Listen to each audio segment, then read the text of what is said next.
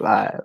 Hey guys, we are live once again, and we're going to be doing a live commentary for Pet Sematary Two, the obvious, the better film of the two. And no, we thought this may be a fun time to do this film. So I'm going to go ahead and we can go ahead and get this started, and then we can talk about it a little bit if you want to. Yep, let's do it. Okay. Okay, cool. We'll do our usual countdown, and on one, press play. So 3. Yeah, wait, hold on. I just saw I have to get through an ad first. Oh, my bad. Yeah, It shit, pretty I much should have thought of that. It pretty much opens up on the Paramount logo for me. Okay, I'll wait till I get there. Turn the volume down again.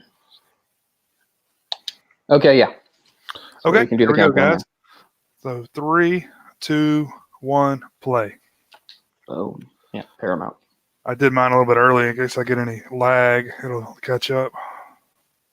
Yeah, I found this on Prime a few days ago, and I've never seen it. So it's a different sort of commentary for me because I've never actually seen the movie. It's a different sort of sequel too, because the original is based on a book. This is a sequel, I guess, to the movie, but there's no book to base it on, so it's just a sequel to a movie based on a book. There's not too many of those in the King universe, really. Like, there's not a Cujo 2 or a Misery 2 or... Kind of shocking there wasn't a sequel to Cujo. Or I guess they did do sequels to Carrie, but... They did do sequels to Carrie, and I've always really had a soft spot for Carrie 2 The Rage. Yeah, I saw that in the theater. And again, I think maybe it has to do with my age. It's like a really 90s style movie. Clancy Brown, you're going to get a huge kick out of him. I've seen like a scene or two from this movie, but I remember at one point they're watching like a Washington Capitals game in the background, and I was like really impressed because this movie's like 1992 or something, and it was like the same play-by-play guy that the Capitals have now. Like, he's been around a while, I guess. Oh, wow. It's the guy that goes, Ovechkin fires and scores. But I just remember seeing, this must have been on TV a few years ago or something like that, and there was a scene with that. So I know it's like Edward Furlong, his dog dies or something. Yeah, pretty much. Directly on the heels of Terminator 2. Yeah, so he was a star. I mean, that made him a star.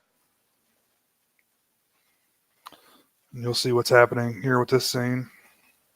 So, some sort of gothic flashback, or is this a movie? It's a movie. Okay, it's a movie. But yeah, directed by Mary Lambert, same director as the other film, the original film. The original film's pretty good. I always liked it. It's one of his best books. That's another thing that kind of stands out because it does have the same director. Yeah, and she did she did a Pet Sematary panel one time and talked about this film briefly. Basically, just a paycheck film for her, you know. I'd assume, yeah. Totally understandable. You know, you got to do that kind of stuff sometimes. And I mean, in my opinion, it's not a. I mean, there are good things about this film. You're not going to be like it's a horror classic like the original, but I mean, it's some really cool stuff in here. And this is going to be the big reveal here. Uh-oh. That looks unsafe. Okay, so his mom is some bitch actress. So this one can't be set in Maine. I think they moved to Maine afterward. Okay. Well, yeah, eventually. Okay. Because, so it's the same Pet Sematary in Maine.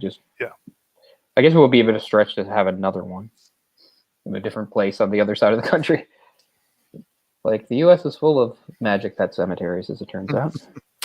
That's all that Native American mumbo jumbo. I mean, there were Native Americans all over the place, so I guess it's possible. Yeah. Still, I think it's better that they're going back to the same place. Okay, his name is Jeff. And he's pretty cool with his weird sleeveless vest. Denim or whatever. I said sleeveless vest. Vests don't have sleeves. Denim. He's like, I'm just like one of the crew. I'm so cool. I'm a grip. I'm a best boy. Or key grip. Oh, the magic of movies. It was weird. She's the only actor on set. There's no other actors in these scenes. I see. It's just the effects. Uh-oh. It's actually funny. Cut. He's yelling cut. It's a good thing he yelled cut or nobody could have done anything.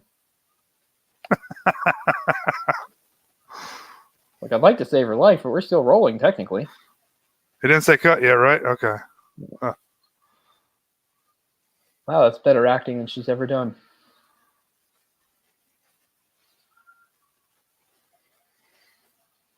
And why is he always playing kids with mommy issues? It's not quite as much of a prick in this one as he is in Terminator 2. Yeah, well, Terminator 2 is a juvenile delinquent.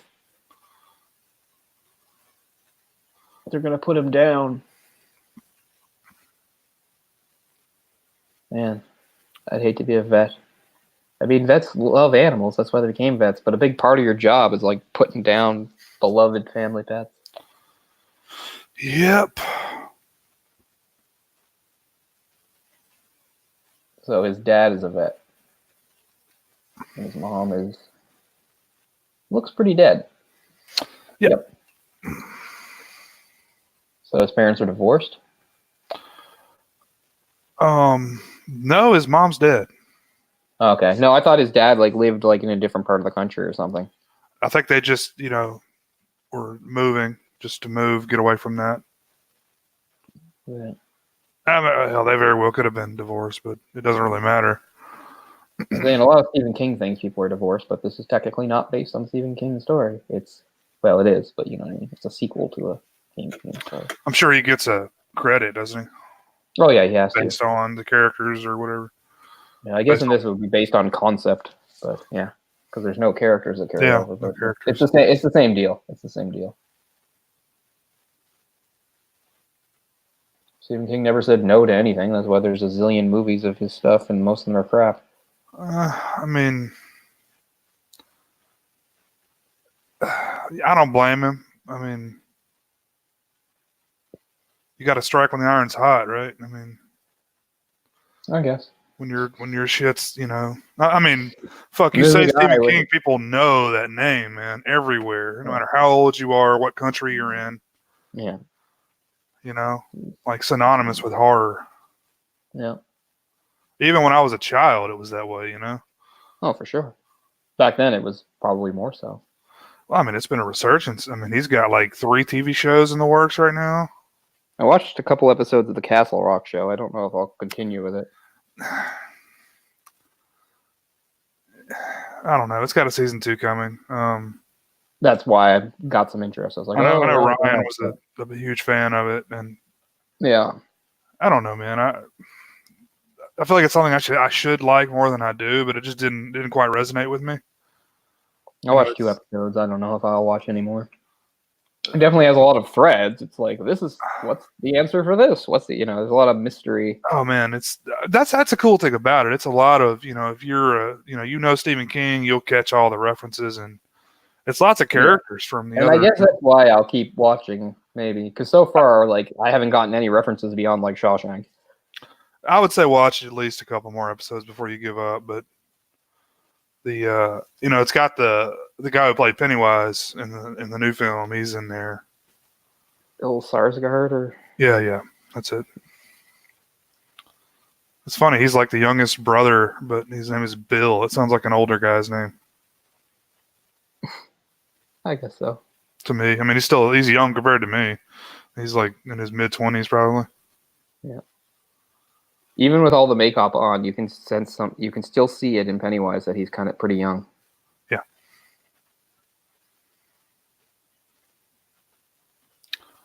So I don't know where you are, but I got lagged a little bit and I fast forwarded. Oh, I've got the housekeeper introducing herself. Okay, so you're a good bit behind me. I'll pause for a minute. I'm where he's looking around at the cages at the vet. Oh, okay. No, she's just coming to the house. Marjorie, introducing her to the kid. So they're just like moving in, right? Yeah. Yeah, they're just moving in.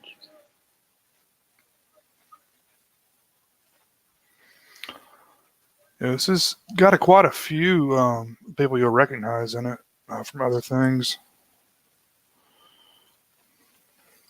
There's some bigger names in the Castle Rock show. I think, isn't Sissy Spacek in it? Oh, yeah. And she was in Carrie. She was Carrie. Yeah, she's some other older woman too.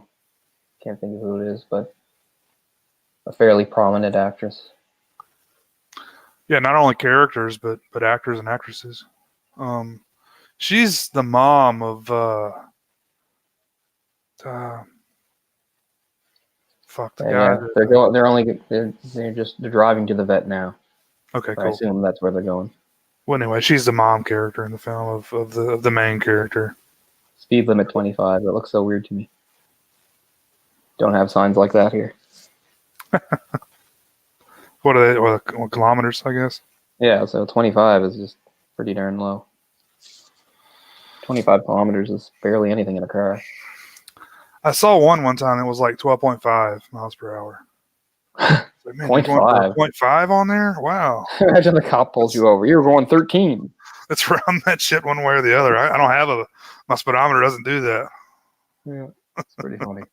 That's true. Yeah, what speedometer does that? It's like, well, just guesstimate.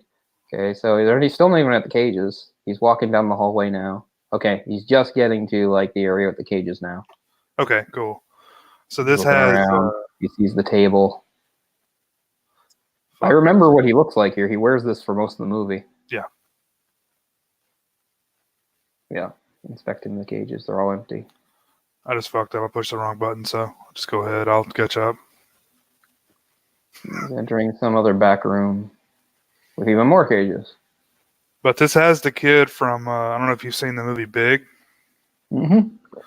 You know, but I honestly don't remember what the kids look like in that. So. Well, the friend kid, not the Tom Hanks kid. He just got attacked by the cat. Yeah, the cat jumped on him. Classic staple of all horror movies, a fake jump scare with a cat. Oh, and there's some kittens in a box. I only remember that there's like one scene. The only scene I've seen, like a scene where he's like on his bike somewhere and like some bullies say they're going to steal his cat, but they don't actually do it or something. Yeah, one of the bullies is the kid I'm talking about. Yeah. Like 10 years later, he's still playing a kid. Big was what, like 88? This is 92. Yeah, it was only a few years later. Not too far away. Big's 89, I think, if I had to be certain. It might be 88. Yeah. Round in there somewhere. It's one of those for sure. It's not later than 90. It's not earlier than 88. Yeah, box of kittens. Doesn't it make you mad every time you hear about that? Like how like some box of kittens or whatever was found on the side of the highway or something? You could take it to the vet, like just I've heard of terrible things like that. Yeah, it's awful. I don't Well, there's some fat kid. I know I was at the vet one time, and this guy comes in. He's like, "Man, I just hit a bunch of geese or ducks or something. I can't remember what it was." And he brought all the babies. Like he killed the mom. He ran over the mom and brought the babies to the vet. Well, at least he was trying to do the right thing. Yeah, yeah. I'm lucky. I've never hit anything. Really? Wow. Yeah. Well, I don't drive a lot. Not like I can go months at a time without driving, obviously. But it's true. Like I've had plenty of opportunity to maybe hit things because I've driven on a lot of like rural highways and stuff. I've almost wrecked where I've seen roadkill and stuff. I've almost wrecked my car multiple times trying to avoid hitting things, but I've hit quite a few rabbits, squirrels, possums, skunks. Never on purpose. I've seen all those things dead on the side of the road, but I've never actually hit anything. Cats, dogs. I remember I was like saying, Jesus, I was saying that to Not on purpose, man. I'm just saying. I know. It happens. I get it. I remember saying that to like one of my friends, and she told me a story of how she like ran over a baby fox. I was like, "Why did you tell me that? Don't tell me that. I don't want to know that." I mean, I get it. Bad things happen. Like fox and cats and rabbits are usually pretty, maneuverable, so they can get out of the way in time. But I mean, I've possums had are the deer worst. cross in front of me, but I don't know. Like I can understand hitting smaller animals. I don't know how people hit things like deer. They're so easy to see. Well, they run out in front of you, is what it is. They I run guess out. if they do it right away. Yeah, Yeah. it's hard to. I know my brother had I one mean, we run have into my moose here. You side. hit a moose, it'll probably kill you, Right. and the moose will walk away. That's how powerful moose are. If you're in a small car and you hit a moose, you're dead. People don't know how big and powerful moose are. Oh, they're like what, 2 tons or They're at least a ton. yeah, huge animals. They're huge. Like I remember, I've observed moose. I remember once it was during like its antlers were molting, and like to help it along, it was rubbing its antlers on this tree. It just knocked the tree over. It wasn't trying to knock the tree over. It was just rubbing its antlers. Now, it wasn't like a massive mighty oak, but still, it was a tree. It was a full-size tree, and the moose just took it down. Yeah, we don't have anything near that large, like as far as game like that. But the whitetails do the same thing. Whitetail deer, you can always see when they rub up against trees and stuff. Well, the moose we have are fairly isolated. Most of them are far, far in, so they're not near the roads. It's luckily pretty rare that a moose comes out that way. But we have a lot of deer. I was talking to someone recently, and they were like, "I don't understand how a cow, like if you hit a cow, how's that such a bad wreck? Like, it's like hitting a brick wall, man. Like, yeah, I mean, those are big animals, man. It's here we go. Here come the bullies. See, Stephen King would be proud of this because he thought, bullies are a staple of all his stories. There aren't bullies in the original, so it's like for this sequel, we'll put some bullies in. Oh, right. They're joking about his mom dying because they're always like the worst kind of bullies in these Stephen King things. Oh, you have a kitten, huh? I'll put it in a blender because I'm a Stephen King bully. I'm like evil incarnate. I mean, I get it. There's some bad bullies out there, but they're always the worst in the Stephen King stuff. Absolutely.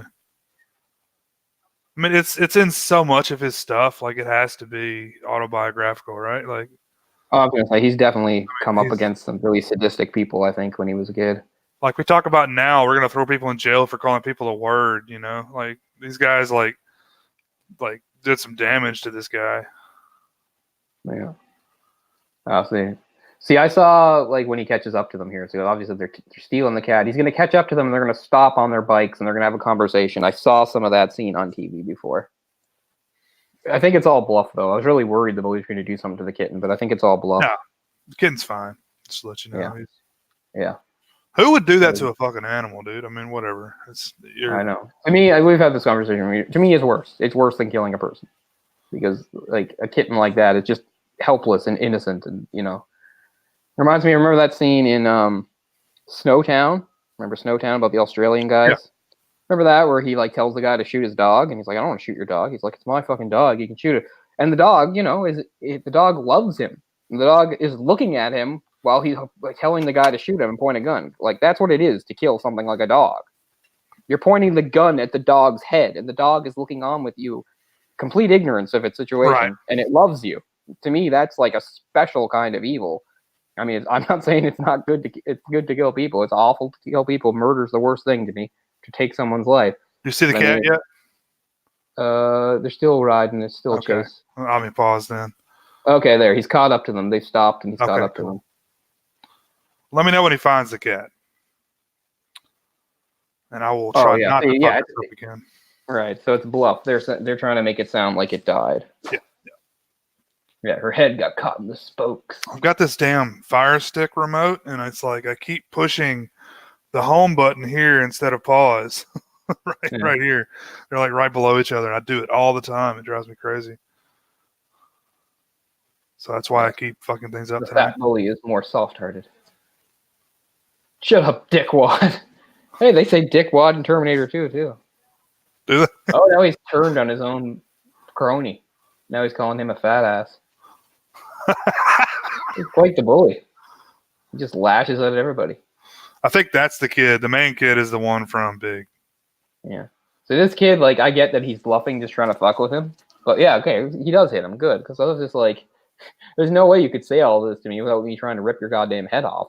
I wouldn't care who you are. Does he not have a mullet? He has like a rat tail or something, right?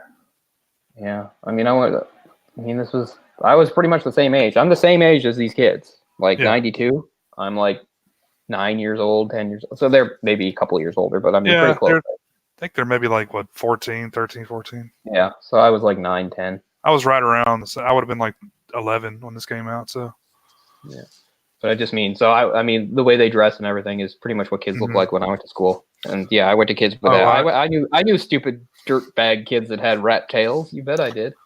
Oh, I wanted to be Edward Furlong. I had the haircut. Oh man, I have to say, I'm trying to think of kids that I looked up to and thought were cool. It was probably a few years later, the kid I thought was cool and I wanted to be like was, oh crap, he has a really distinctive name. Devin Sawa. He's awesome too, but it was I could give it away and let you know, but I want to come up with his name. Ryder Strong. Oh yeah. I thought Ryder Strong was awesome. From what, Boy Meets World? Yeah, he was Boy Meets World. He was Corey's friend. And he was such a cool friend. He was so badass. Yeah. He was so, like, Corey was awkward and weird and stuff. And his friend Sean, that's what his name. Sean was so cool. Has he found the cat yet? No, I guess not. Okay. I guess he really thinks they killed his cat. Okay. That's still. Okay, he goes to the cemetery and then finds the cat. Yeah, there's a possum. There's a shot of a possum on the stump. Pretty sure that's a possum. Right? That was a possum. If it looked like a giant, disgusting rat, then yeah, probably. I've never really seen one close up. They are. I've seen lots of videos of them, though. You open up a thing, and there they are. They're survivors, man. They're not the smartest animals out there, but yeah, definitely the playing possum term really applies. Yeah. Like they try to eat my cat's food all the time, and I go out there try to scare them away, and they gotta sit there. I don't give a shit. They're like, whatever. I'm gonna eat this food. Yeah.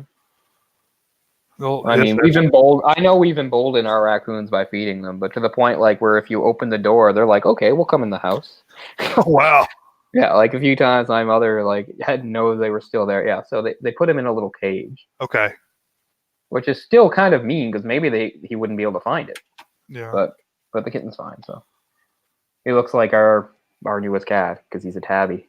Our new cat. Well, he's not new now. He's a year old, but he looked like that. He was a little tabby. Theo, yeah, I thought that was his name. He's crazy. And he's obsessed with water. Like our cat that died, Simon, who I talked about, he loved water and he used to drink from the cooler and stuff. And he liked to touch water with his hands. This guy's a whole other level. He's obsessed with water. Really? Yeah. When my mother takes a bath, he'll get right up on the side. He's fallen in before, and you think if a cat fell in the bath, he'd spaz. Like he just sat there in the water and then climbed out. Like he doesn't care. The way he drinks water from the dish is not only does he use his hand a lot, but the dish is over by the hearth. That's where the dishes are. But he always takes the dish with his hand and he pulls it out into the middle of the room. So he slops water all over the place. My parents always have to mop up the den after he takes a drink. He also is worried that water might run out because when our other cat Sasha drinks, he'll sometimes even growl at him. It's like, don't worry, Theo, we're not going to run out of water. You can let your brother drink. He's crazy for water. We'll give you some more. Yeah, there's more. But running water is his favorite thing. He likes to go in the sink. He's upset because he's gotten bigger. There's one of the bathroom kitchen sink. The bathroom sink, he doesn't fit in it anymore, and he's upset about that because he used to fit perfectly in it. We still try. So there's rabbits humping. Good stuff. Who's this guy? Some sort of park ranger? What is it? I don't like rabbits at all. By the way, I had to live with one, and they're not fun to live with. I had some as pets. Yeah,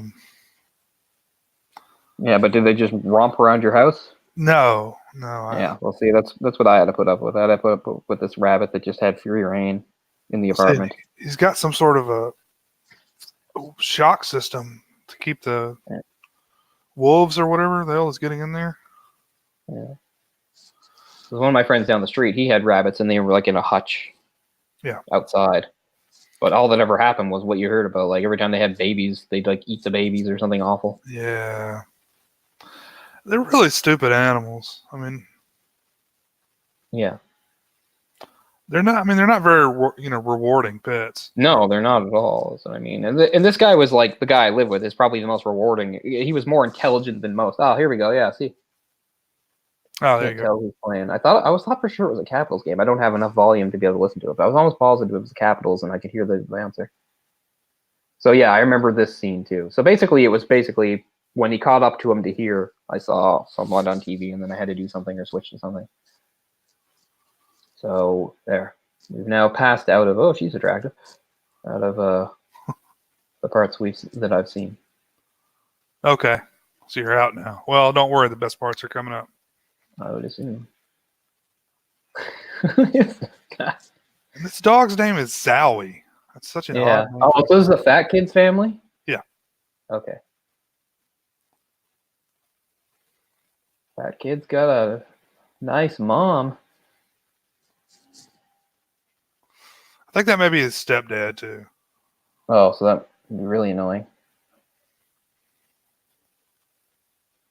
Oh, come on! Don't let your kid catch you like that. Don't fuck my mom in front of me, dude. Like, I mean, I get the arrangement, but you don't have to rub my face in it. Jesus.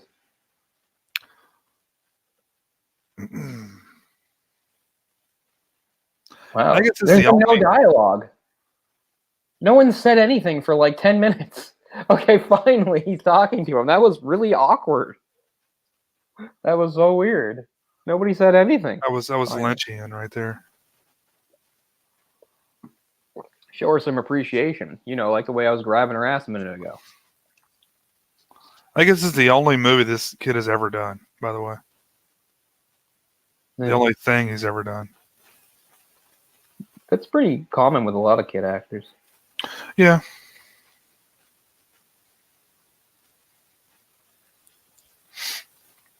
Oh, now he's saying he can't eat him enough. Oh, eat it, yeah. Oh, your flabby ass? Wow. This guy's a real dick. Really? You don't say, don't talk to my son that way? You just say, knock it off? Oh, you're a good parent. Knock it off, guys. Leave fat ass alone. Exactly. You okay, fat ass? Crap, what's that from?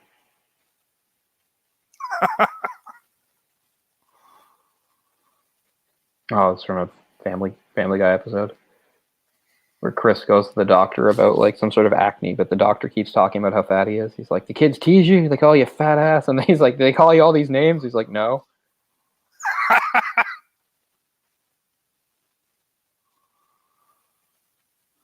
His dad is turtlenecks are the worst thing ever. I don't care if it's 1992 or 2015 or 1969.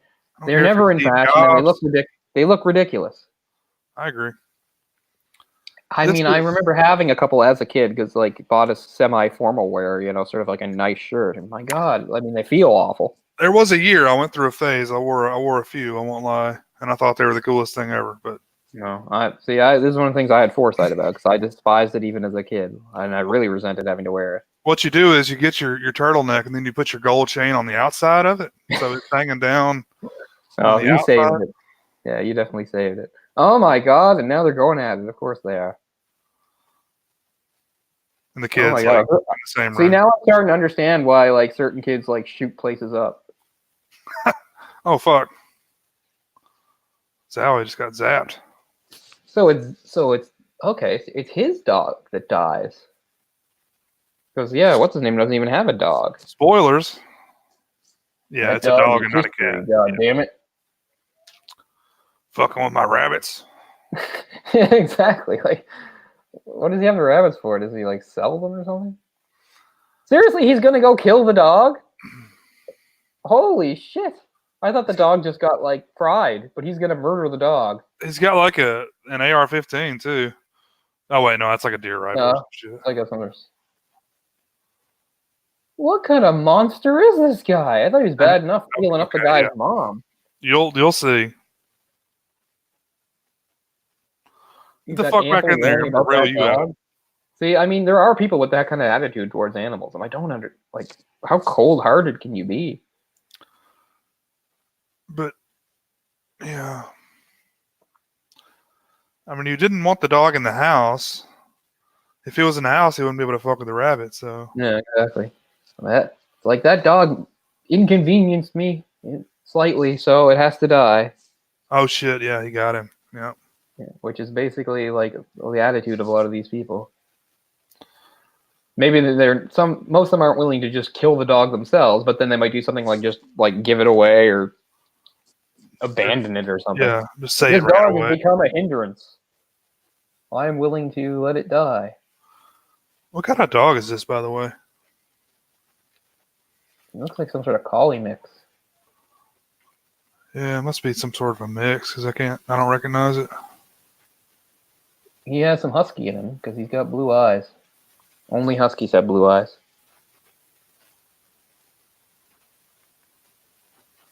What's crazy is one of my friends, not Ryan, but another friend named Ryan, he had a dog, a black short-haired dog named Shucks.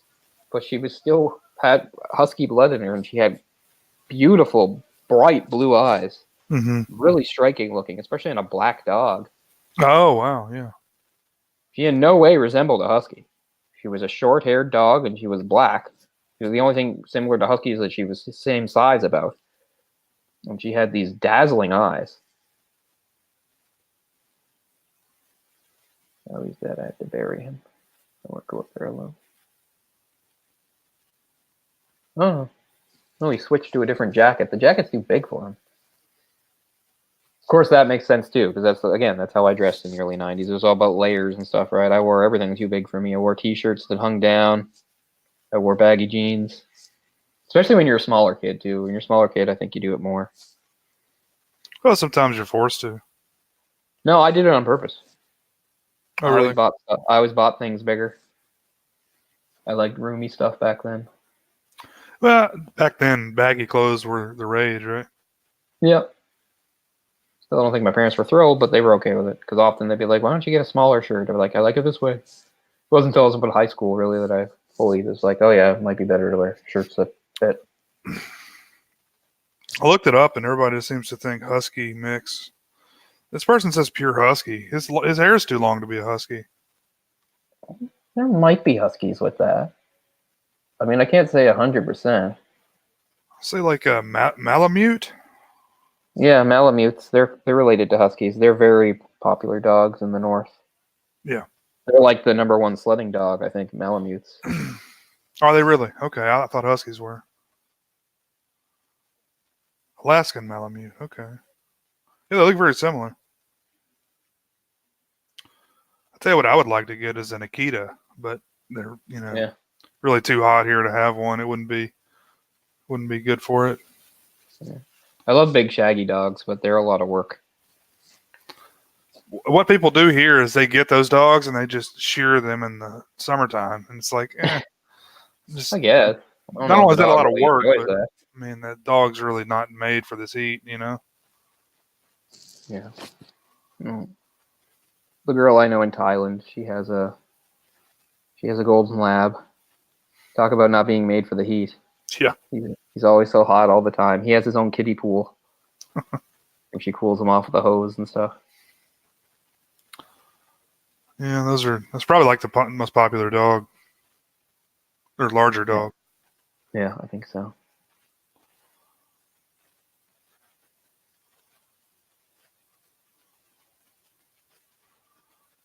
You have to I bury your wouldn't own. even try to So like, how do you know? know what that it Like, works. yeah, I mean, like, how do you know about this ancient Indian thing that like nobody talks about? Like, you have to bury your own and all this shit. I don't know. These things get around.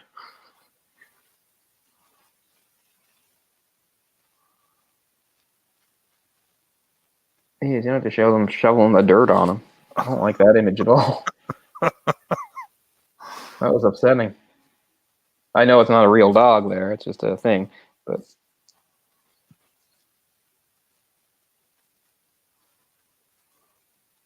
think it takes the whole night.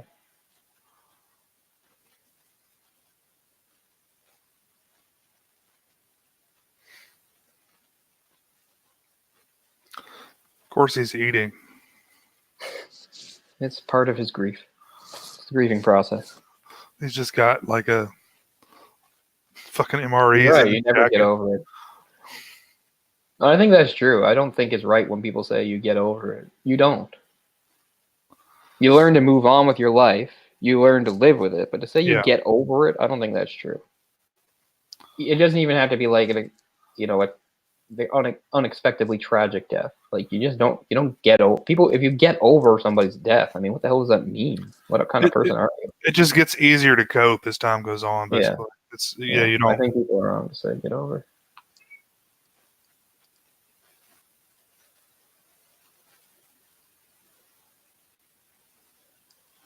Nice shot there. Part 3 needs to be like the military finds out about this, and we just have an entire army of undead soldiers. Yeah. That sounds kind of cool, doesn't it? Not so bad. A zombie army. I mean, it's been done before, but not like this. Yeah. Even though it was a shitty show, it's too bad that they never seemed to make a sequel to the Mist show, because that's like what the revelation kind of was in that show. It was like the military was using the Mist. Oh, really? I never watched it. It's really bad. Like, I can't recommend watching it. I watched it because it was shot around here, but you can't tell because 99% of it is indoors. So I'm not going to see anything. Like, there are some shots in like the very first episode. It's obviously, and I couldn't recognize where it was. It was obviously some community around here. They all look alike, just, some small place. It's supposed to be like a rural place, not a place like Halifax. So some of the interior stuff was shot in Halifax, but as far as like the town shots, it was I don't even know what town it was around because they all look so alike. Mm-hmm. Some town with some streets and a church and a football field. Yeah, there's a lot of those. I mean, it was one of those I think that I had recorded, but I heard so much bad stuff about. I didn't waste my time. It's really not good. All the characters are annoying as hell.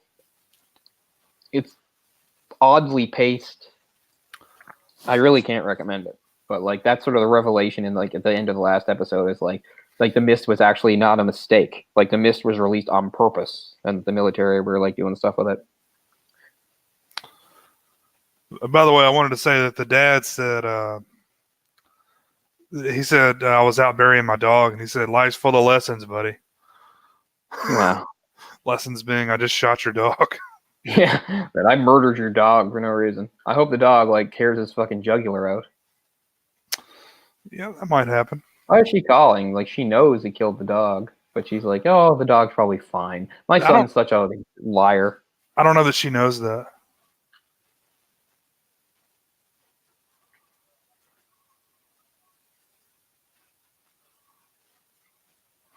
Cranking up the tunes, Mom. Shut the fuck up. Listening to Crisscross or whoever was big then. Yeah, hell yeah, it was. I missed the bus. You ever see the video for "I Missed the Bus"? It takes place on the bus. Oh, of course. Kind of an odd. I mean, if you can't be on the bus if you miss the bus. Put some thought into this, Crisscross. Demon dog. I love it. It is still open, gaping wound. Oh God, that's nasty. I like how nobody notices or cares. Oh, really? That's how you're going to treat the demon dog that you thought you murdered? Like, no one's saying, he has to... Oh, okay, at least he says, I'm going to call the vet. Okay, I was like, are you going to address the gaping wound on the dog? Or call the vet. This shit looks... this looks septic. You might have told the vet that the dog is undead.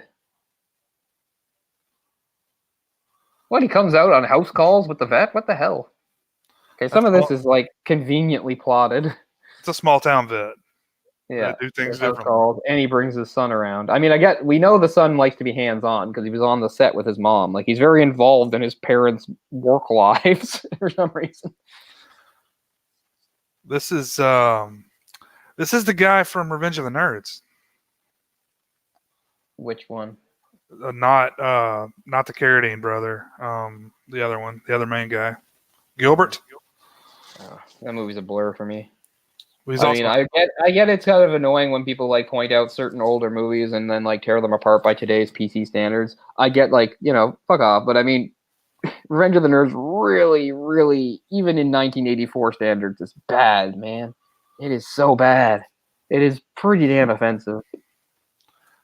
I'll say Anthony something is his name, but anyway, he went on to be a big time guy on ER for like 20 years or whatever. Oh yeah, I forgot about the kitten. I like Kitten Mitten. He's not What dead. did you name? Oh, the cat is. I forget what the cat's name is. I named this cat T1000. I know he gave it a stupid name. I don't like Yeah. people that don't. I don't believe in naming pets weird names that you wouldn't name a person. Like that's my rule. If you couldn't name a baby it, don't call an animal it. This is a great. Oh, his mom had like a ghost dog head. I have to say, I really don't know where this movie's going because it's all off kilter for me. Because like it's not his pet that got buried; it's his friend's. But his mom is dead. Like I really don't know where this is all headed. That's a real dog right there, man. That is a freaky looking fucking dog. I've got their dress. They're looking at the wound. Sitting in a rocking chair, like wow.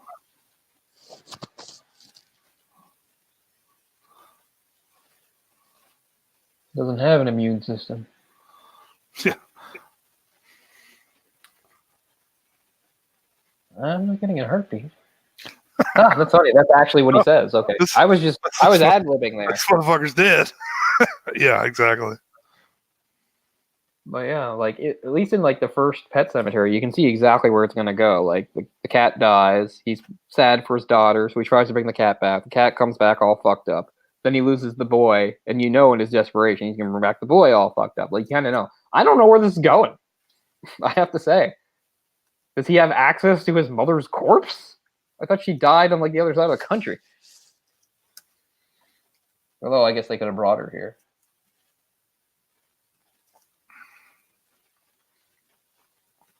I like how the vet's just like, he doesn't have an explanation, and he doesn't care either. Well, we'll just put what are you gonna do? Here. Yeah, just put old Zowie in the cage here and see if we can get him some medications that he'll respond to. Like, I don't understand why Zowie, since we're following Pet Sematary rules, didn't like immediately try to kill the man that killed him.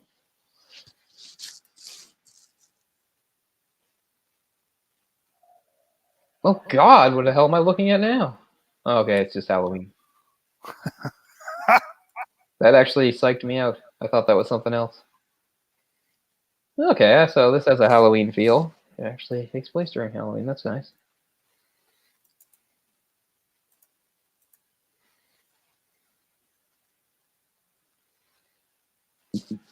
Ugh.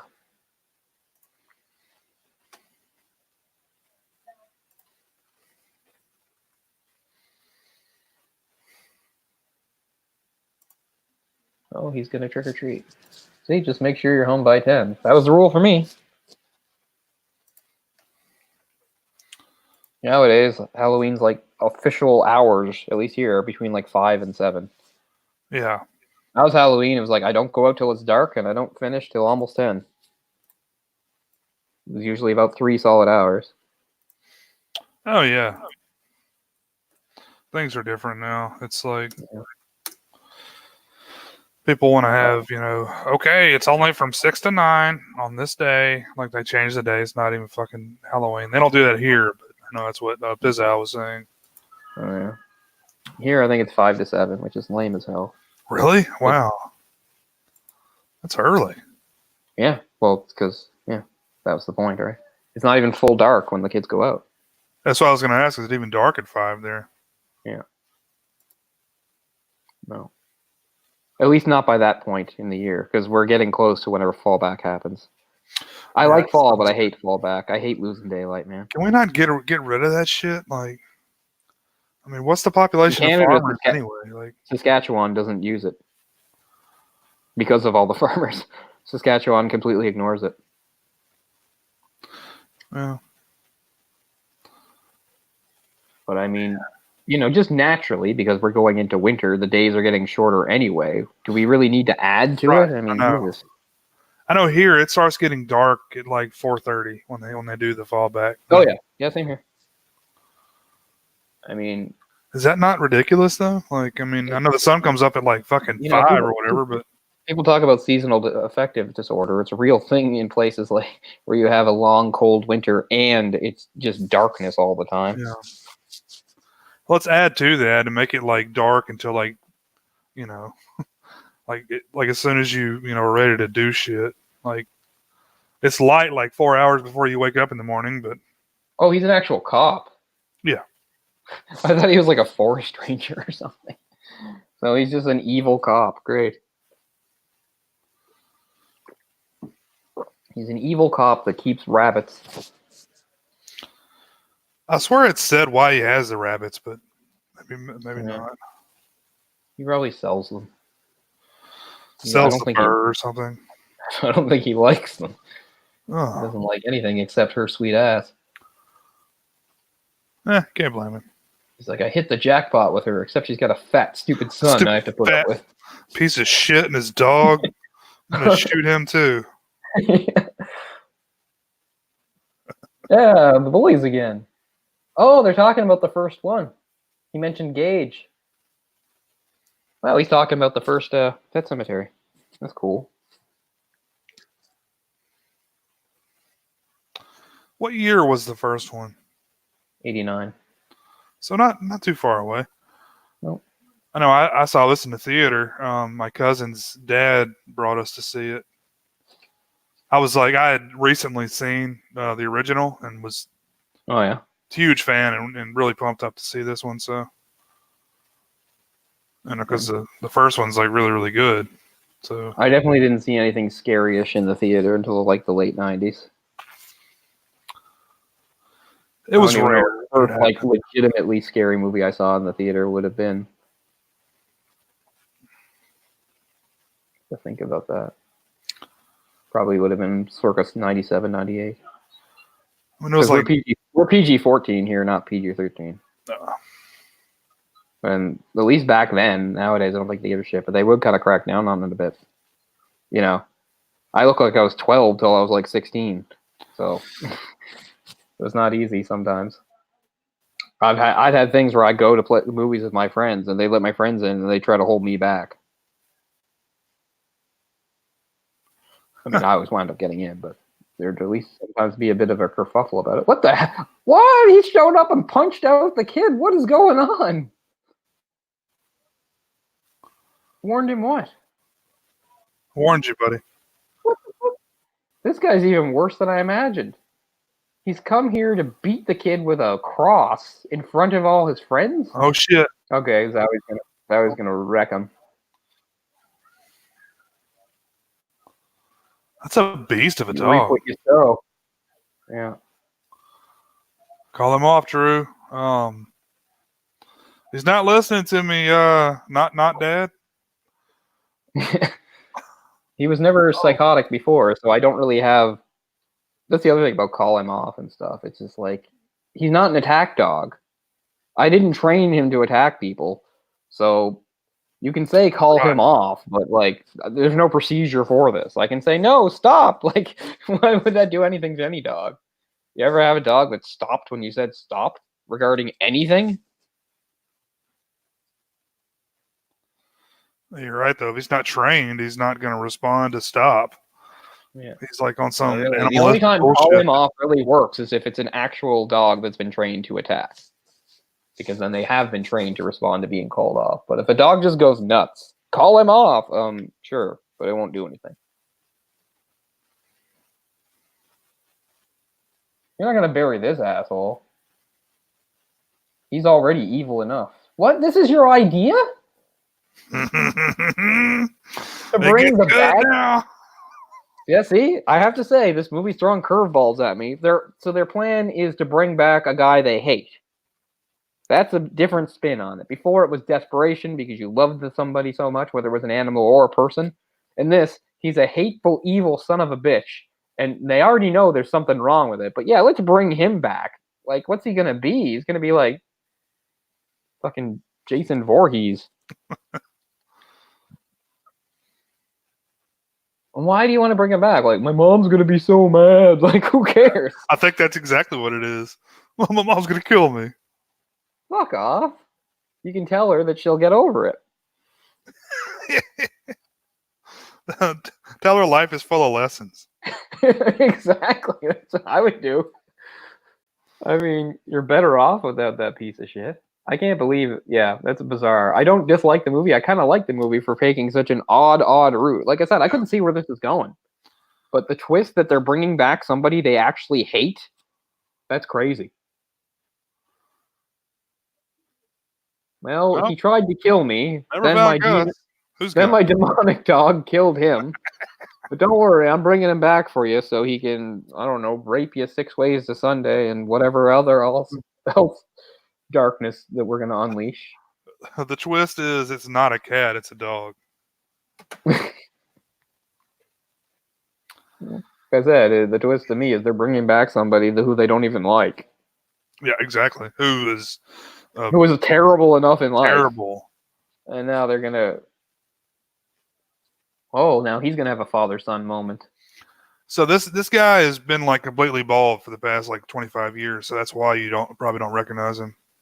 The dad. I mean, he looks like a lot of people to me. He has a very bland looking face. God damn it. I'm going to read some shit he's been in, because he's been in a lot of stuff. You would know who he is. I mean, most actors, one of the things that makes them be actors, not just because of their talent, is a lot of them have, even if they're not attractive, or even the ones that aren't attractive or particularly ugly, they usually have something of a memorable face. Like Nick Cage just has a memorable face, you know? Yeah. No one's going to say he's so handsome, even when he was young, and no one was going to say he was like ugly, because he wasn't, but he had a face that, you know, you remembered. But this guy is like in that small vein of actors that looks bland and like everybody else. He was Goose in Top Gun. Wow. Okay. Once again, it's been so many years, it's hard for me to remember. I know Goose is the one who dies. We should do a commentary for that, because that movie is so homoerotic. It's hilarious. That's true. We could do another drinking game for that one. And really, that's fun stuff, man. I think that it's funny, like, if you were to like make a list of like great gay cinema and stuff like that and great scenes, you would have to like put an asterisk and be like, you'd be like, in all of gay cinema, there is no greater scene than the volleyball scene from Top Gun. Like, you've heard Quentin Tarantino break that down, right? Like, in one of his, it may have been the movie he made before Reservoir Dogs. Yeah, he breaks the entire scene down to how it's like the gayest thing ever, and it's spot on. I'm sure it is, because it really is something. It's like, you could ride my tail anytime, you know, stuff like that. Yeah, this guy's on my tail. He's coming hard. I mean, the guy's been all over the place, man. He was in Walking Tall. He was in Fast Times at Ridgemont High. Revenge of the Nerds, like I said. Gilbert. Top Gun. Revenge of the Nerds 2. Well, he's back. He seems fairly calm. That's not going to last. This film... Go upstairs and skull fuck the mom to death. Northern Exposure, The Client... In Cold Blood, and then pretty much In Cold Blood movie. Jesus, how many are there? And then basically just did a fuckload of ER after that. Just never saw a single episode of that show. I don't understand the appeal of medical dramas. Really, there's so many still. People love that shit. I also hate things that have good in the title, and there's one called The Good Doctor now that's a big deal.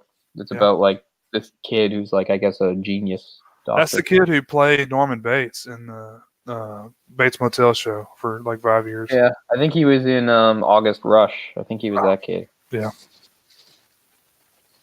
I'm just going to cover up this... it's kind of like a new version of... it's like a more somber... cerebral version, I guess, of Doogie Howser, right? He's not really a kid, but he's super young to be that high of a doctor, and he's like a genius or something. I don't know. And how come like Chicago's the most dramatic city in the world? Chicago fire, Chicago hope, Chicago There's at least like 6 or 7 things that have Chicago right in the title, or There's a at least musical called Chicago. Hey, I was right. He is gonna hump her to death. Well, not to death. I mean, just We would think it would be to death, considering, look. like I said, he was already terrible, and now this is an even worse version of him. So I'm surprised he doesn't kill her. He kept his shoes on. That may be the worst part about it. No class. Here's the other thing, and this shows up in a lot of the nostalgic stuff about the 80s, is like kids using bikes to go places. Because when you and I were kids, we used our bikes as transportation to get to places. Absolutely. Nowadays, you go out and kids, if you see kids on bikes, they're not going anywhere. They're probably just going around in a circle. They're like, they're in like a controlled environment, perhaps being watched by parents or adults. Like, there's no such thing as a kid saying, I'm going to get on my bike and go to the store or whatever, which was a big deal to me when I was a kid. Like, to be able to have that freedom and that independence that my parents would say, okay, you can take your bike to the store. You know, by the time I was 15, I was biking everywhere. Yeah. 13, 14, 15. A big favorite thing, again, this is our age, is the video store. Ryan and I and my friends, we used to bike to the video store. That was a big deal. Video store wasn't close. It was a decent bike ride. You know, it'd take us about 20, 25 minutes to bike out there. Yeah. But nowadays, yeah, I mean, every time I see bikes in the city, it's an adult. Never kids. Because kids just can't go anywhere. It's funny, like, I was not what you would call a free-range kid. I had parents that were actually fairly vigilant about, like, you know, keeping an eye on me and restricting my movement to a certain extent. But, I mean, compared to today's kids, I was absolutely a free-range kid in the way that I could move around. Man, I was like that, like, I remember being like 5 and riding my bike like blocks away. It was just a different time, you know. You weren't worried about getting raped all the time and stuff. Like, yeah, no, I couldn't have gotten away with that young. Of course, I couldn't ride my bike till I was 7. That's when I learned. I remember I was 7 when I learned how to ride a bike. Took me 1 day, not too bad. I mean, hell, I may have had training wheels on the motherfucker at that point. I don't even remember. I don't think so. But yeah, when I was like under 12, I couldn't go off my street. I had we lived on a no exit street, so it had very simple boundaries. Yeah. And I couldn't go off it. And then after that, when I could, I still had to ask permission, which still wasn't that big of a deal. I'm just saying, once I had permission, I could go. And then once I could break all kinds of rules, because sometimes I say, just only go here. And I'd be like, yeah, okay, I will. And then I wouldn't, you know. They go straight here and straight back, and I'd be like, no, I'll go, oh, shit, the rabbits. Here's a big plot point. So he got his blood work back, and the guy's like, it's from a dead animal. He's like, that wasn't from a dead animal. Okay. Zoe has escaped, too.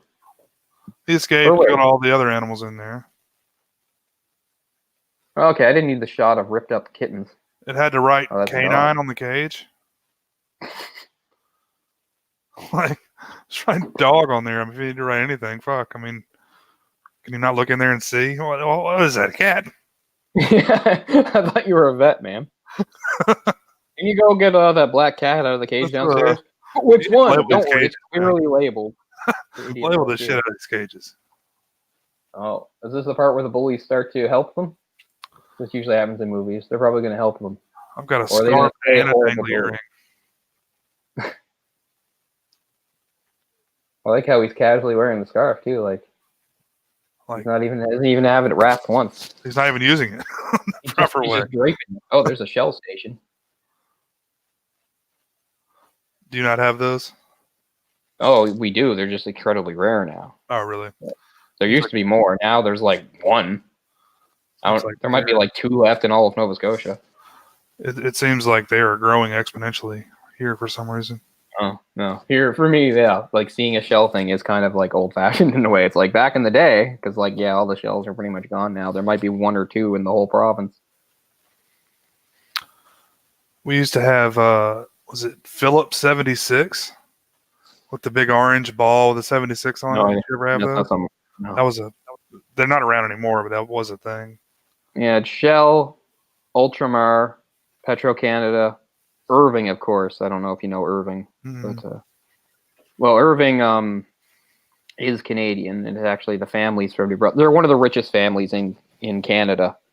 They're billionaires, and they basically the whole Northeast is them. Like places like Maine have Irving, like they have in the States too. But so obviously Irving. Anything else? Probably. I don't know. There's less Ultramars than there used to be, but there's still the odd Ultramar. I always liked their colors. They were like red, blue, and gold. But Irving is definitely the main one, but plenty of Petro-Canadas too. Oh man, let's see if I can find that amazing one of my favorite commercials ever.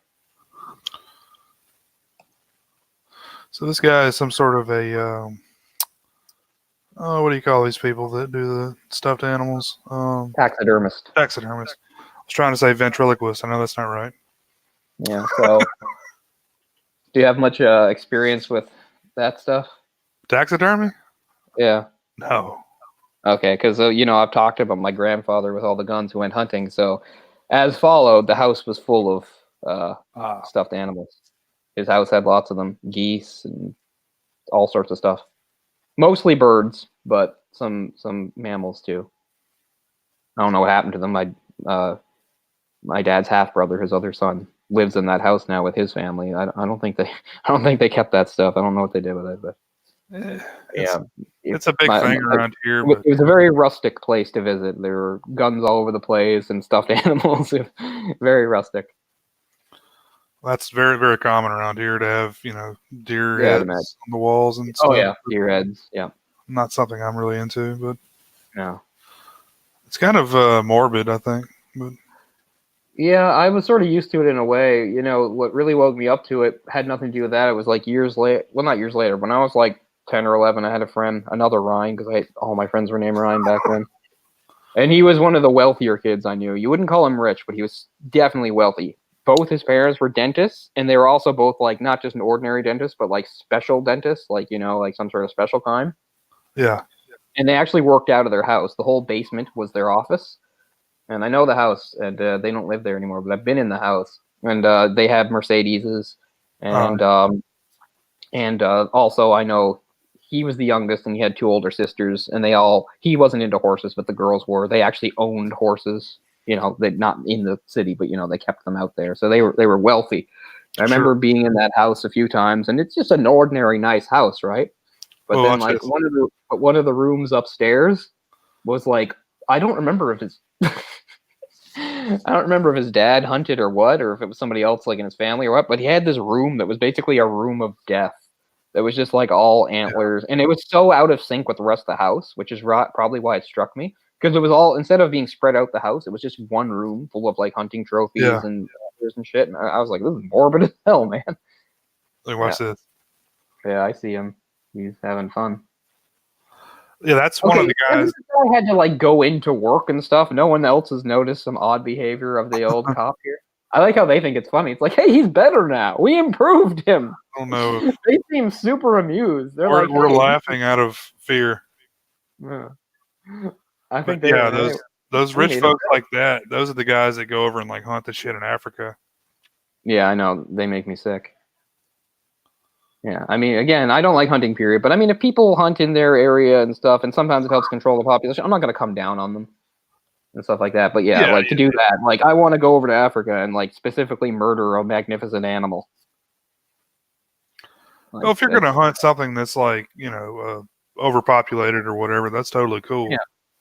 Yeah. Again, I don't want to, but I'm not going to come down on somebody that does it. That's fine. We're talking critically endangered. There's like, we know the number that's left, and you're going to go kill them for just your joy of, I want to put this on the wall or have a picture or whatever. That's. I'm. We talked about this before. I'm not I don't agree mostly with like our culture of like shaming people all the time, but these people that like put up on Facebook like a picture of them like standing on top of a bunch of dead lions they shot, like they deserve the public shaming they receive, man, and they're asking for it. They're asking for it, exactly. You're rubbing. Not only are you like showing off like how you murdered these animals, you're also rubbing your privilege in people's faces. Like, yep, this is what I can do in my spare time. Just jet off to Africa. But I mean, it's like, what is that doing for you? Like, is that boosting your ego by using your high-powered rifle to kill some dumb it's animal? Not like and if you're over in a place like Africa too, like you would never be able to do it by yourself. You've got like guides and stuff that you're paying. Exactly. Exactly. They'll take you to where the animals are. They'll tell you the best way to, like, get them and stuff. You're not using, like, your skills or anything. It's not like it's me No, against no. nature. You're just some privileged rich dick with Look, a bunch this of may even be a fenced in area with a certain number of these animals in it. yeah. And Made then for these rich trophy hunter guys. I know. Okay, what's going on here? He's having a dream about his dead wife? Yeah. This is hot right The here. movie's getting all over the place. I have to give it credit. The focus Super is hot. going. Oh, her dead tits. It's like, oh, they're Tits. better than I remember. Yeah. Oh my god. That's what you get, dude. He came so hard. And from that day on, you discovered he was a furry. Yeah. I'm Oh, the actual dog is there to kill him. Nice. Come on, we need more deaths in this movie. Kill him. Oh, damn, he is latched on.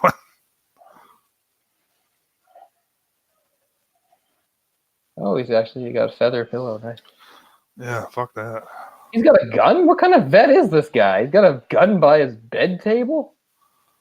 He's a goddamn red-blooded American is what he is. I guess so.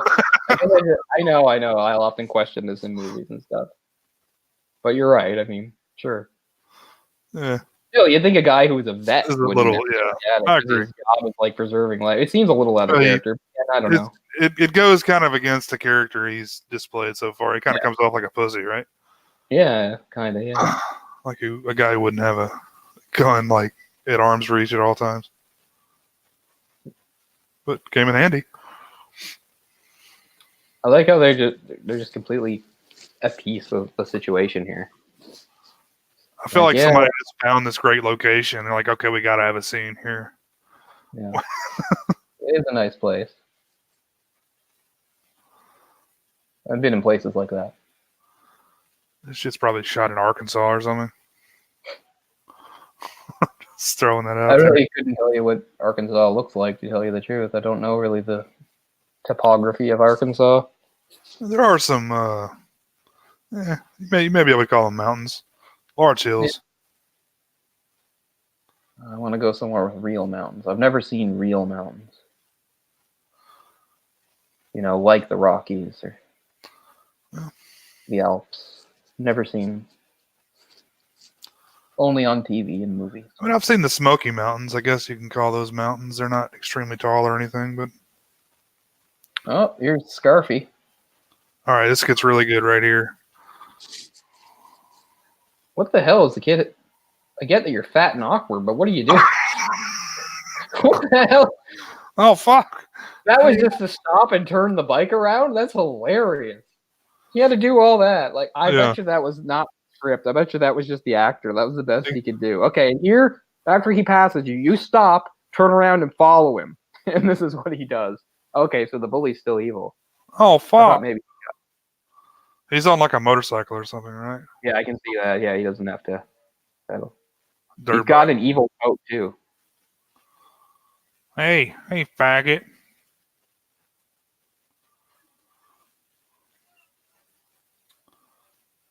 You like my rat tail? Man, so he's still as awful as before. I thought maybe he's one of those times where the bully gets a bit nicer. But no, this guy's unrepentant. Oh, I thought he was going to run over his head for a second there. Oh, wow. That was close, huh? Okay, now that you've run him off the road. He's about to show you how much he hates his dad.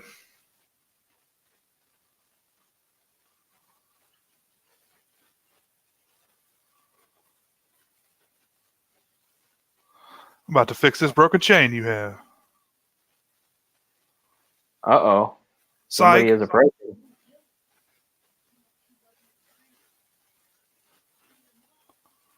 Oh, bringing up the dead mom again. This guy's all in.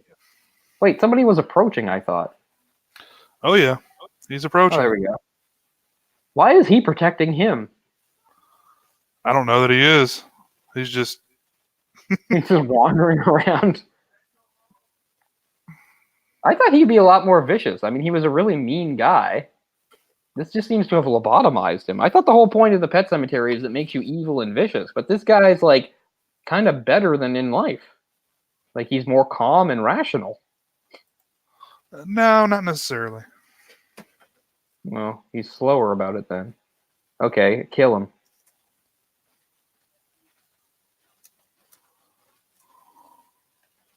Oh, here we go. Finally. He's wearing his coat backwards or something. Eh.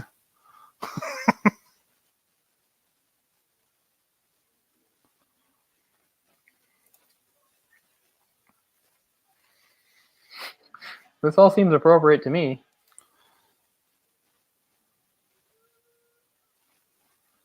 He's got more of a sense of humor than in life.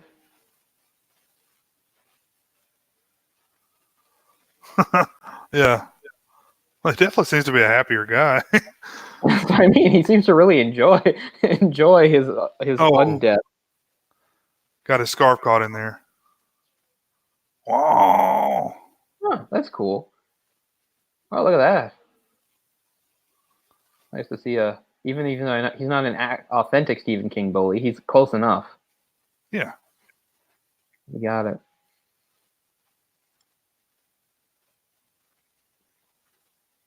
So Puffy Bests have made a real comeback in the last few years here. They're like always like in upscale stores here. God, I hate them. They look ridiculous. You look like you're wearing a life preserver. I hated them when they were popular the first time. Yeah, well, they're popular again, and people all over the place wear them. There's a new layer to them now. They're not just puffy; they're also shiny. You see those? They have like a really shiny sort of that they're very popular here. They look almost sort of like metallic. Oh wow! They're really shiny, like a very like cobalt blue and fire engine red, but with like almost like a reflective shine to them. Oh, don't forget about Zoe. Now this is interesting. You have the kid with the gun. You have the undead dog who killed him originally. Yeah, he killed the dog, made it undead. The dog killed him and made him undead. Oh, dude, you're not going to believe it. I was pretty close. Filming locations are in Georgia. Okay. I always think of Georgia as like more swampy, but yes, of course, it has like more, I guess, normal forests and stuff too. No, not really. I would just say mostly forest. No swamps till you get down to Florida, huh? Yeah, past there. The Everglades. And even that's further down, like Louisiana. Whose side are you on now, Zoe? I mean, this guy killed you and you killed him. I think the undead team up together. Oh, ankle biting. Huh. That's cool. That's like a fake head they had. Good jump on the door there.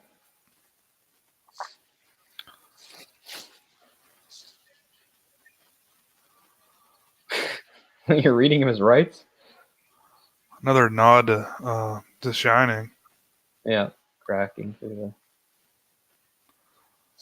feel like there was that in Scream 4 as well. Not quite. I was expecting it, but through doors. He kind of just broke the door down. I thought it was going to stick his head in or something. Surprised he didn't have a heart attack. Mom, do you have any Hot Pockets? Daddy's not done. Hey, maybe you can talk him down. Oh, what?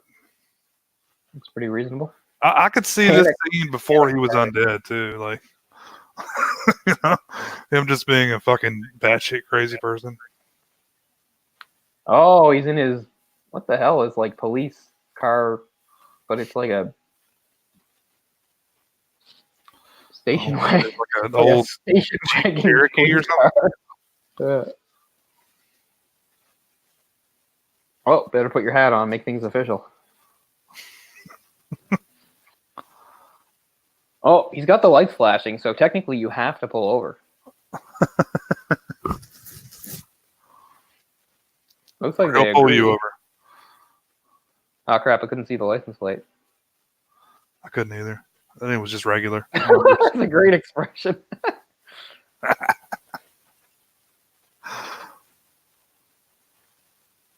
But again, like, what kind of like police department do they have here? Is he just left to his own devices? Like, nobody notices him coming into work and acting a little strange or anything? I think this is his work. You're saying his work. Yeah, like he doesn't go into the station or anything. Oh, here we go. He just I goes want to around die. killing local I want to children. die in the USA. This is a good song. I can't really hear the music, but I like the lyrics. Some sort of punk thing. You don't know what he's doing? Maybe you know now. Oh shit! Crushed them. I thought they were gonna like at least maybe just get hit in the back or something. No. They're still alive? No, they're not alive. No way they're still alive. I have to say, I was not expecting them to die at any point in the movie. So I guess he might have killed that driver too. Oh yeah, okay. That's death for you. Wow. I gotta give the movie credit. It has not been predictable. I mean, I knew like he was gonna fuck shit up as the undead sheriff, but I did not expect him to successfully murder his wife and stepson. I mean, I wasn't surprised when he killed the bully. Coming back to see him for some reason. Well, he's gonna bury him and add him to the team? Yeah. Actually, it makes sense. Like, you are horrible in life. You'll be a great thing to have with me. Got to recruit. Is that the same county as the first film? Do you remember? I can't quite see the name of it. It's I believe so. What's funny though is the first one actually felt like Maine. This one in no way feels like Maine. Like they're not even trying. Like you said, it might as well be Arkansas. Doesn't look or feel like Maine to me. Okay, what now? Oh wait, I was gonna say I thought that was a wife for a second, but no, that's the housemaid. She's been gone for like 2 hours. Suddenly she pops back into the movie. I almost forgot who she was. This is like her first scene in forever. That's her second scene in the movie. After the introduction. Wow. Yeah. So, again, this movie has some uneven storytelling. That's a good picture of him too. You can tell he was such a dick. Better go put on another turtleneck. Better put on my funeral turtleneck. Once I called a guy wearing a turtleneck, and he didn't know what I was talking about. I was like, "Your shirt, your shirt, turtleneck." Anytime you try to engage in like witty stuff with people in real life, like in movies, it never works. Like they never have any idea what you're talking about. No.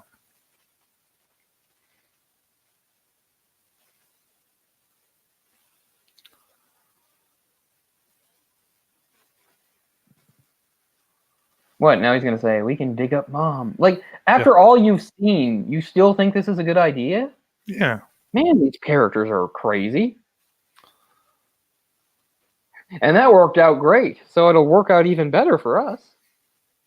See, he's got a whole little shrine set up to her. Like, because he would have had to set that up himself. I know. And what, he dresses up specially to visit it? Yeah. Wearing like a suit? You little shit. Edward Norton thought he was the fucking best right here. Like, have you heard his music? He put out that album in Japan. Yeah, I linked it to you. Oh, you showed it to me? Okay. Yeah. That is like a fucking terrible. Terrible. Really bad. Yeah. But again, that was how it was done back then, and it's still kind of how it's done now. Like, oh, you were in some movies or on a TV show, you can be a pop star too. In fact, it's required. It worked out for some. If you had only gotten a better producer, or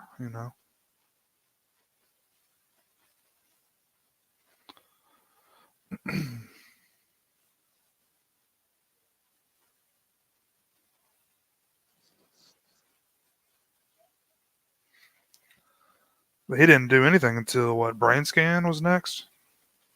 Man, that's a weird movie. Eddie Furlong. And that's a movie that like I just found randomly by myself. I rented that way back in like the mid '90s. I have no idea what made me watch it. It's a great I one. can barely remember, but it's so weird. It's so weird. I don't know. I like it. And the only thing I really know him for now, I know him for this, of course, is of course Terminator and American History X.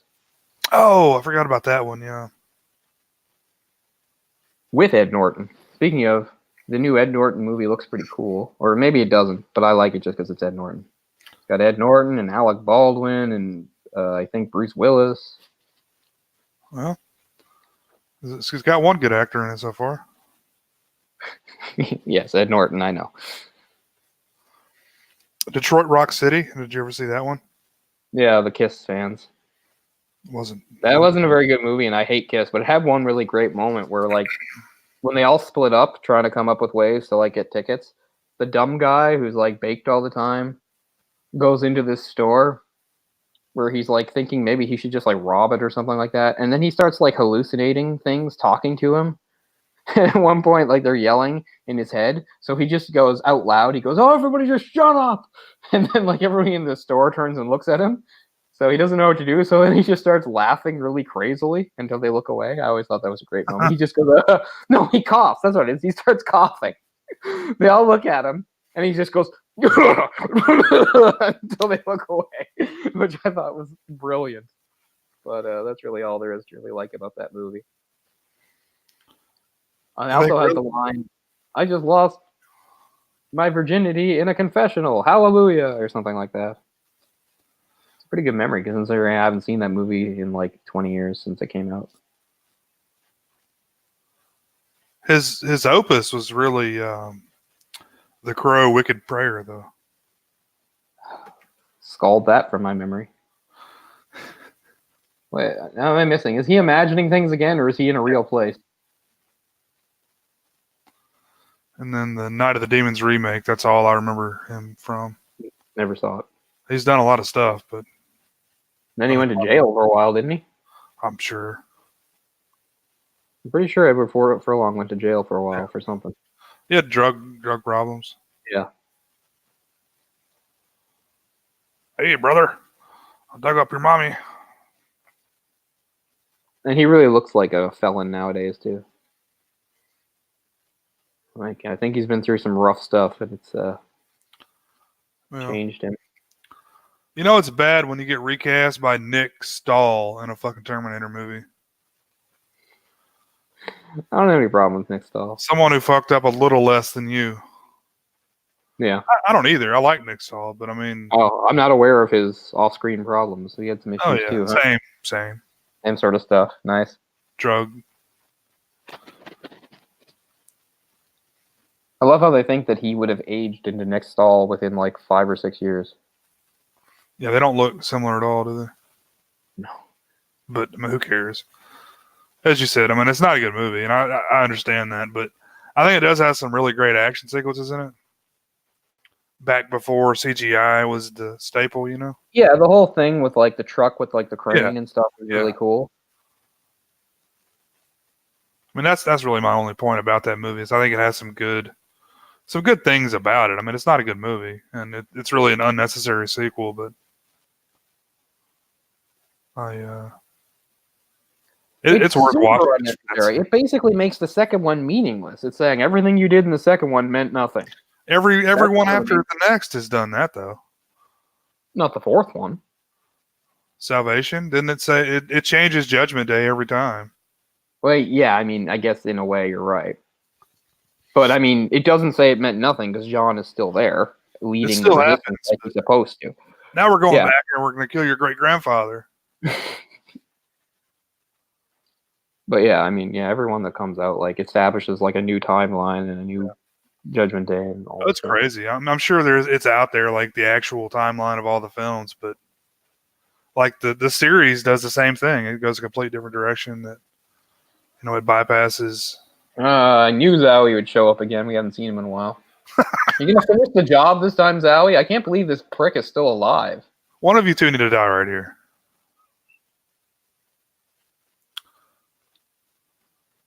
A bullet shouldn't really do anything to an undead dog. No. Okay, it didn't. Missed the neck that time, so Ripping off. I don't definitely even not. know why he's here. I've lost track of what's going on in the movie. What have you come here Oh. to accomplish? What's he trying to do? Where is he? Okay, he's at the other person's house. Oh yeah. He's I at think he's the trying to cop's find his house. kid. What happened to the kid? Last I saw when I was paying attention, he and the kid were together, and the kid was like making a shrine to the mom and saying, "We can bring her back." I think he ran off. He wants to go Okay. get the mom or something. Yeah, okay. Oh, He's the cross is upside turned down. the That's a cross. nice Yeah, touch. Nice touch. that's nice. I have to say, I'd be tempted if I was in a place that had crosses to just like turn them all upside down and leave. And just I see guess what it happens. doesn't make me a very nice person, I guess. Just go in somebody that's like really religious, their house, and turn their crosses upside down. I mean, I've my upbringing and stuff, like it's very normal for a lot of people. I've been in a lot of houses that have crosses. Yeah, we have a few around here. Not conventional ones, but My house technically has some, although we never think of them. They're from, those Palm Sunday things they would do at church sometimes, where you make the little like, I don't know what they are, but like little palm frond sort of prawns. crosses. So like over a few of the rooms in my house, we have those. They've been there since like the 80s. Like you never think that they're there. They're small and unobtrusive, but we have about 3 or 4 up. This movie has a surprisingly good dialogue. Yeah. What the hell has he been doing? What's up on the hanging? Have he I think that's slaughtered the rabbits, I guess? rabbit carcasses, I think. Oh, he's going to drill them. Nice. Oh, yeah. This guy's been through so much and he's still alive. Seems like you're enjoying this, huh? I'm enjoying it, yeah. Like I said, I enjoy it in that it's actually not very predictable.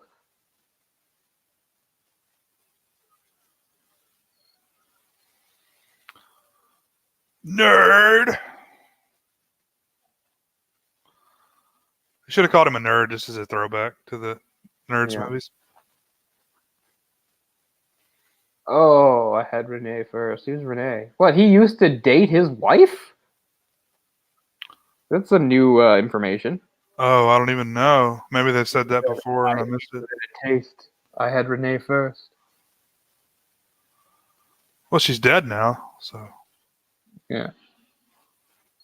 Well, I was really hoping she would get brought back. You know what? Maybe that was the actress lady, the one that died. Yeah, that's what I mean. Oh, okay. His wife. Like I'm saying, he seems to be alluding that he dated his wife. Again, I get it. It's more of that small town bullshit. Everybody seems to know everybody. Uh-huh. Like the town bully was fully aware of like the name of the cop when the cop came up on him. He's like, "Hey Gus, what's going on? What's up, Gus?" What's up, Gus? Like I have to say, I've never had any sort of familiar relationship with a cop in my life. No. They're all the same to me. They're just faceless automatons. Yeah, I'll be right back.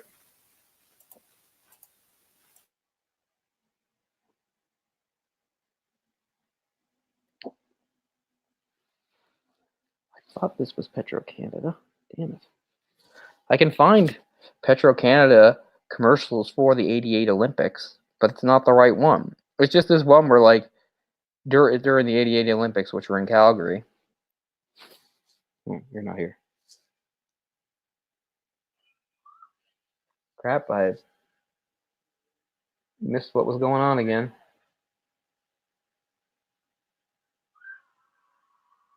What the fuck?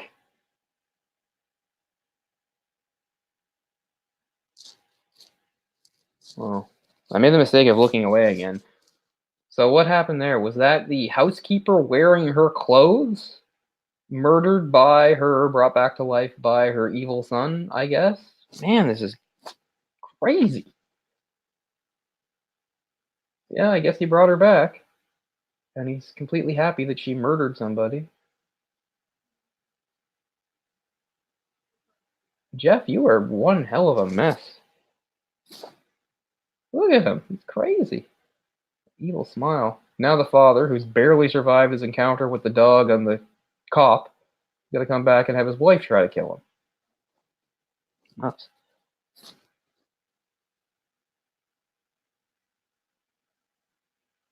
Wow, they got the decor fixed pretty fast.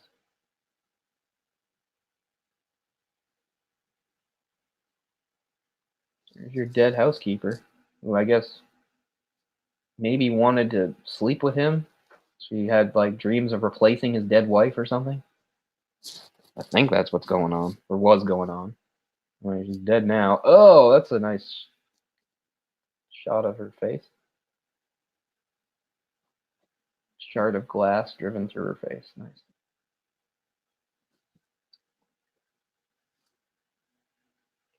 She doesn't look messed up though, and she's been dead longer than anybody else.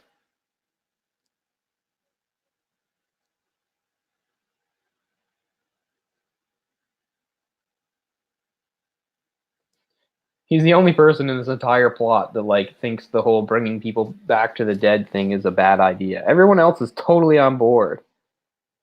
And hey, wait a minute, did the other guy manage to bring back the bully? Am I going to see the bully? I guess so. I hope so. Maybe that'll be some sort of twist ending. I don't know. Get away from her, Jeff. Why? She seems fine. I mean, yeah, she did just murder somebody, but she doesn't seem like she's any danger to her own son. This seems like an okay arrangement.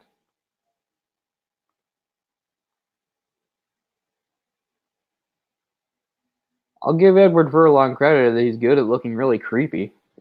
That weird, twisted smile.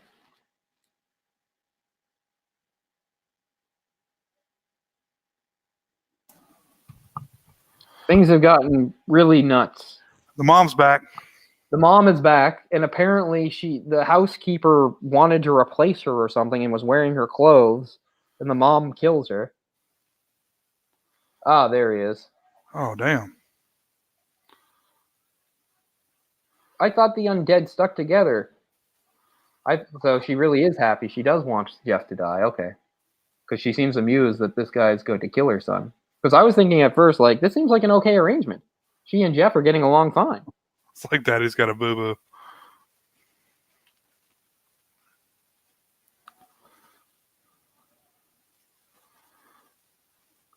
This is the first time in the entire movie that this whole thing has had negative repercussions for Jeff.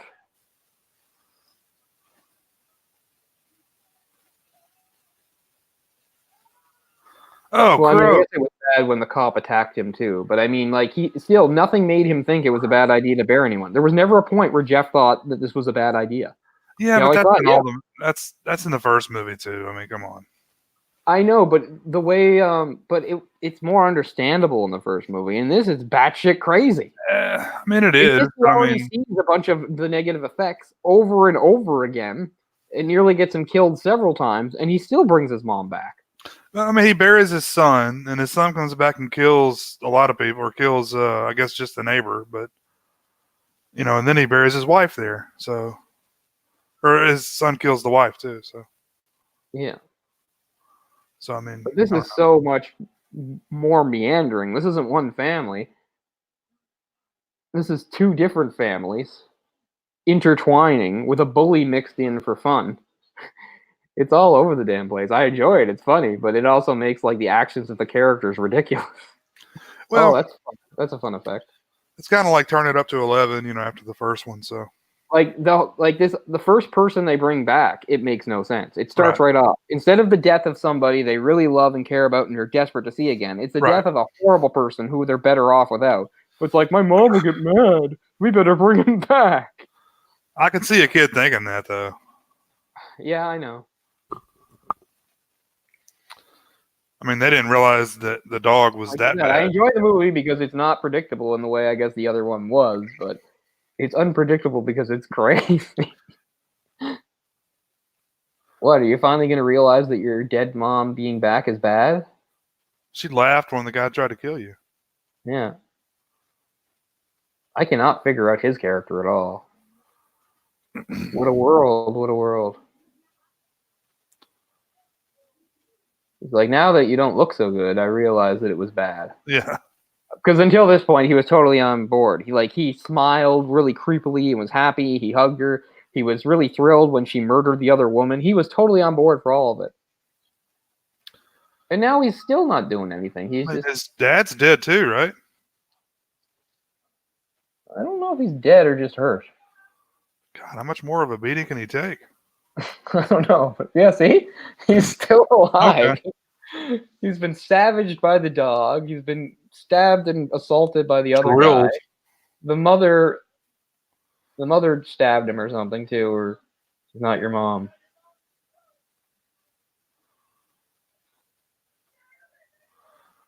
So fire is their one weakness, I guess.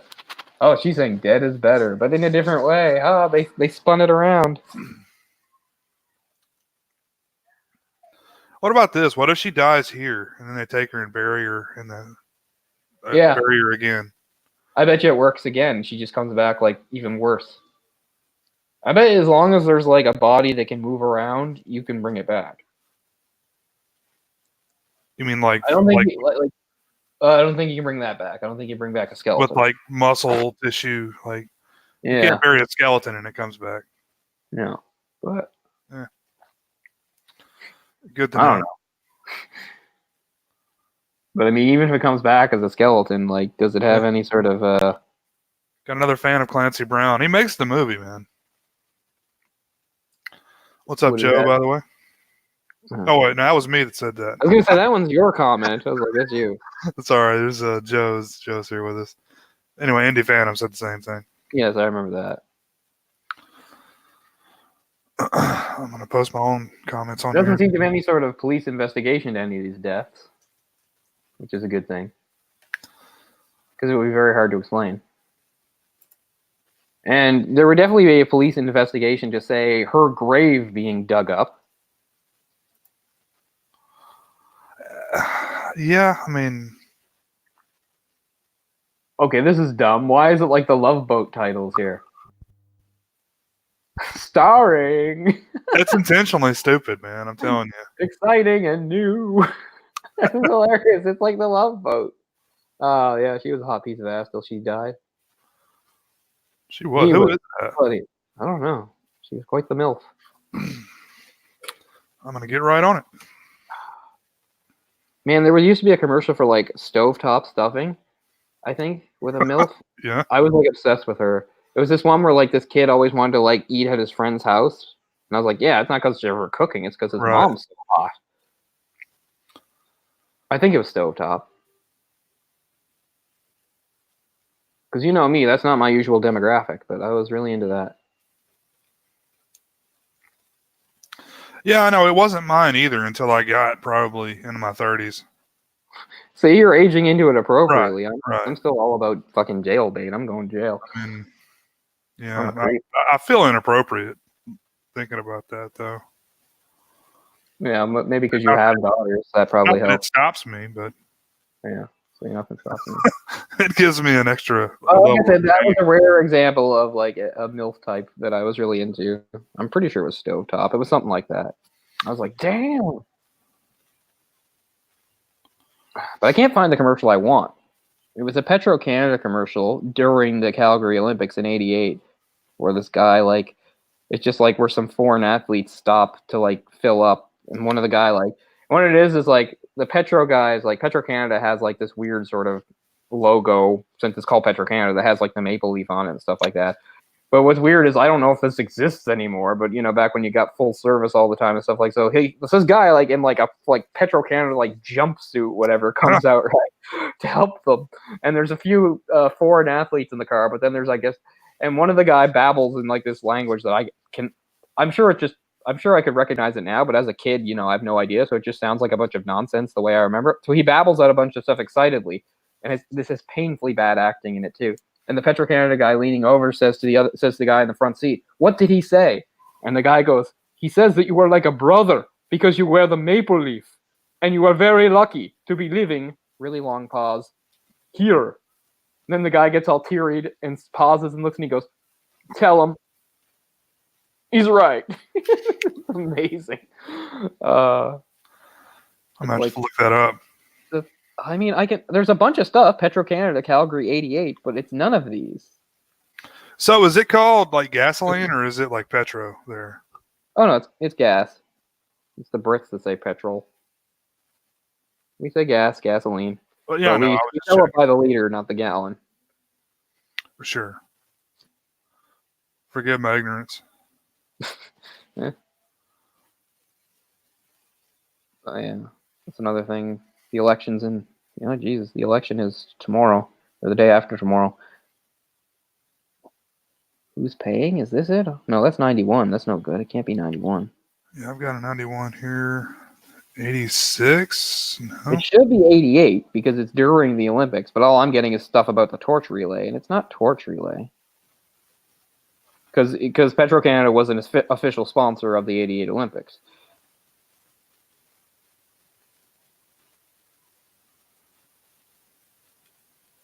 There are a bunch, but none of them are the right one. I used to have it on tape. God knows which one. That's why I remember it so well, because I saw it well after it aired. Because it was on a tape I used to watch a lot, although I couldn't even tell you what it was. I've got a set of like commemorative like pins from the 88 Olympics, and they're all still up on this cardboard thing. I wonder if people collect that, it might be worth something. Absolutely, it will. Not in great shape, but they're still on it. It's like a cardboard thing that stands up, and they're all Right. That's cool. Each pin represents one of the events. No, that's not it. That's 89. Pet Sematary 2 fades, ends. Yeah, I'm glad I watched that. It was certainly an enjoyable movie. It's fun, man. It's a fun so movie. bad good movie. Yeah. I mean, parts of it aren't even that bad.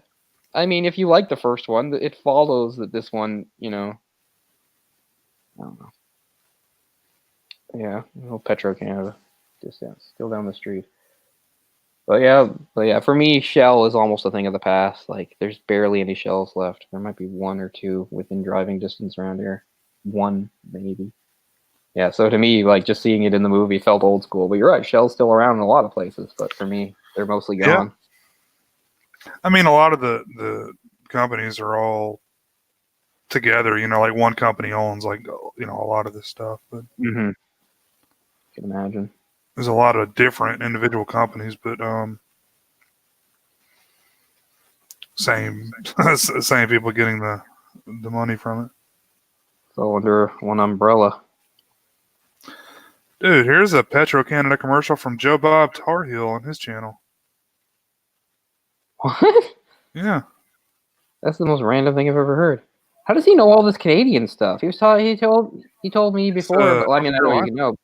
Like he was aware of like the fact that the major junior team changed from the Screaming Eagles to the Eagles. Like he knew that. I was like, I would not expect somebody to know that.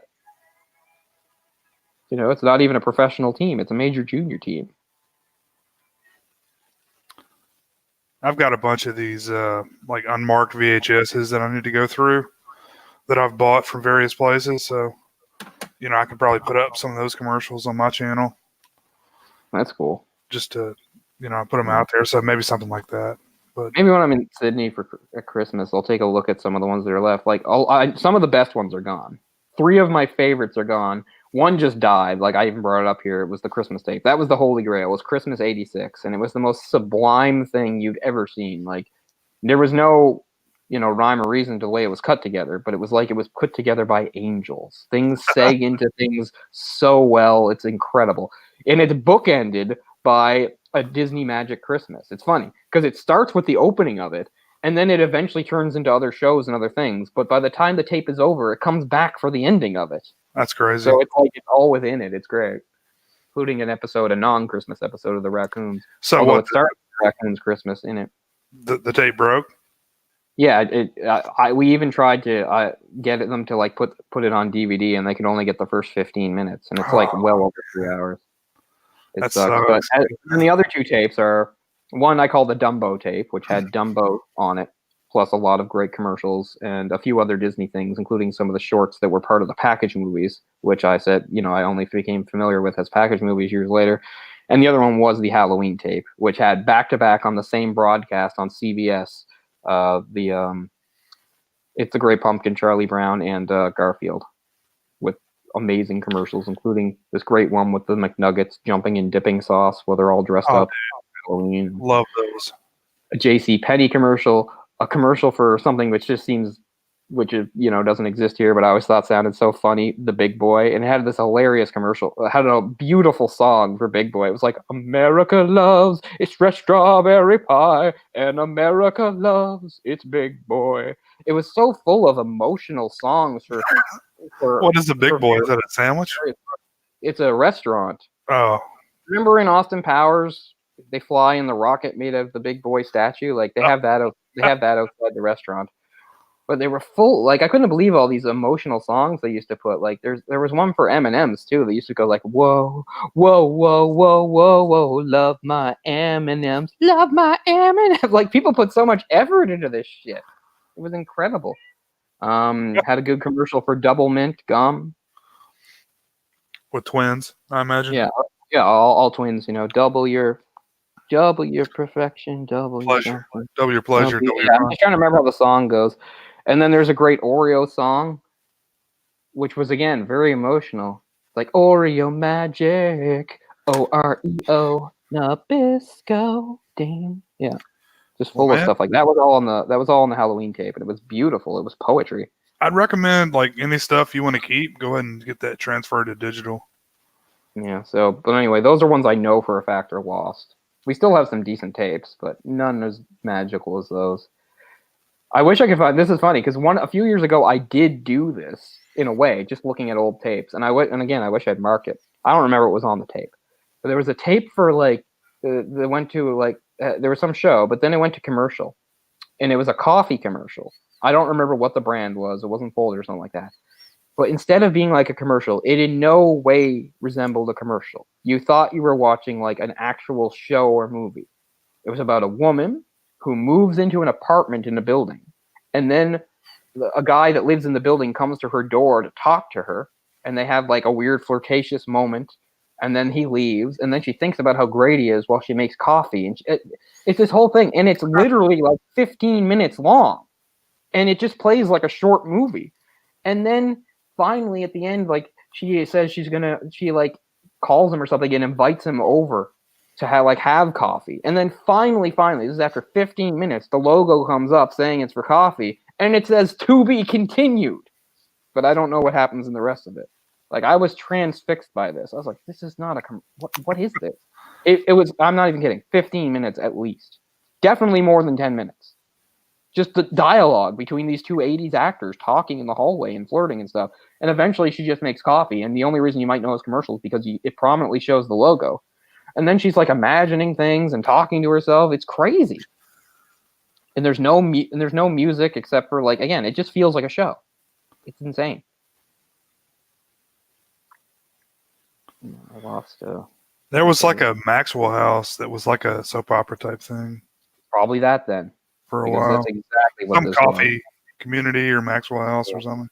Like I couldn't believe it. This was about 4 or 5 years ago, and I found the tape, and I was like, "This is a commercial. This is about coffee." But it was every way. Thing. It was like a short movie. I didn't even get the whole thing.